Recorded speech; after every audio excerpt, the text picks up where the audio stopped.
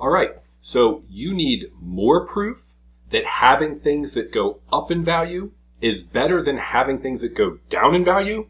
Fine, here we go. I call this Dollar is Dead. I do these episodes 3 times a week.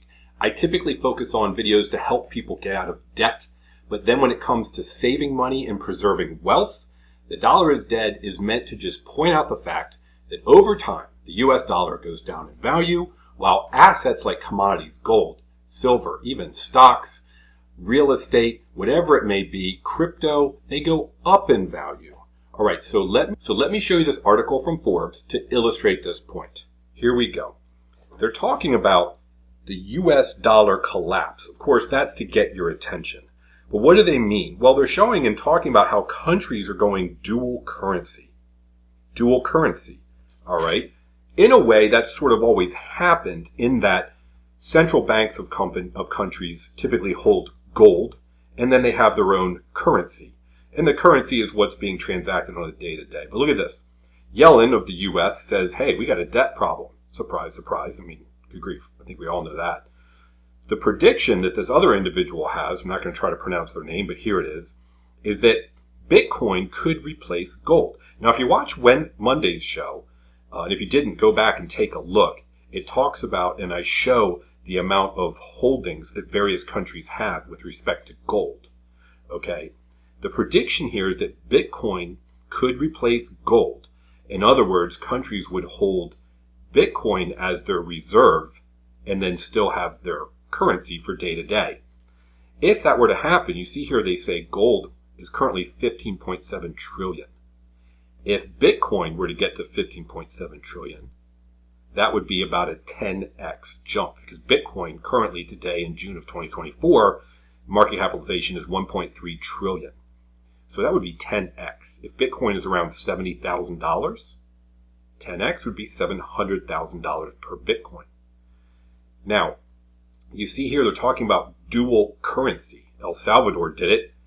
They started buying Bitcoin, and they speak of it as, hey, they're going to have currency for day-to-day transactions, and then they're going to hold things like Bitcoin for the long term. All right, that's something I've been talking about since we've been doing this show in January or February of 2024. I have always been buying things like gold and silver, as well as holding dollars, emergency fund dollars. The idea being the dollars is just for my transactional, pay the rent, pay the food, pay the whatever, but I don't hold a lot of dollars for a long period of time. In other words, I don't hold 12 months or 24 months. I hold commodities. Now, of course, things go up in value, things go down in value. However, you want to make sure that you're beating inflation. Of course, none of this is financial advice. This is always just my opinion.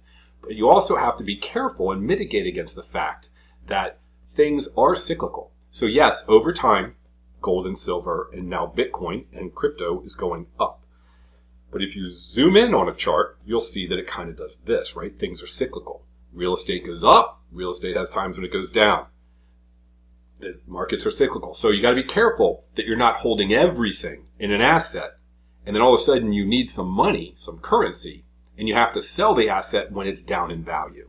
So diversification is always very key. But I've been talking about this for a while as an individual, holding some cash for emergencies, whatever that may be, loss of job, need a new air conditioning unit, car repairs, that sort of thing.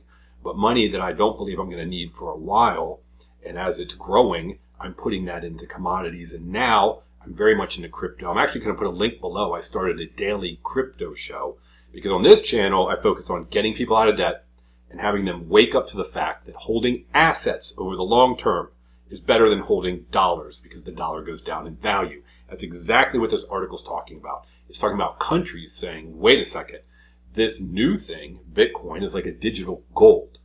And they're looking to go dual currency.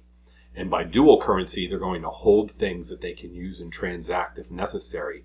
See, the thing about gold is if you actually wanted to use it, that's very difficult, right? It's physical, it's heavy. What are you going to do, shave off a piece of gold? But then you've got your currency, which is easier to transact in ACH, go through banking systems, etc. Now you've got crypto, which kind of bridges both gaps, where you can hold it for the long term like Bitcoin, but you can also click and send and pay for something really quickly. You can implement the same strategy. I mean, if countries are doing it, why can't you do it? So watch our Friday shows, because I show you how to diversify and hold things like gold, silver, and crypto for the long term, as well as dollars, and proving the gains. For example, gold and silver since the beginning of this year up substantially, 15% and 50%, I believe. Bitcoin, I think, has doubled. And of course, crypto, it looks like we're at the beginning of a bull market. So I've also got videos below that I'll link to on how to buy commodities like gold and silver, demystifying it. It's not as hard as you think. There's multiple ways to do it. Some are easier than others. I go through pros and cons. Same with things like Bitcoin, and then altcoins like Ethereum and everything else. So thank you for watching. I hope this is yet another wake-up call that dollars go down in value and the rich hold assets. And they do that because they go up in value. Have a great day, and I hope this helps you on your financial journey to get out of debt and achieve real freedom, which is financial freedom.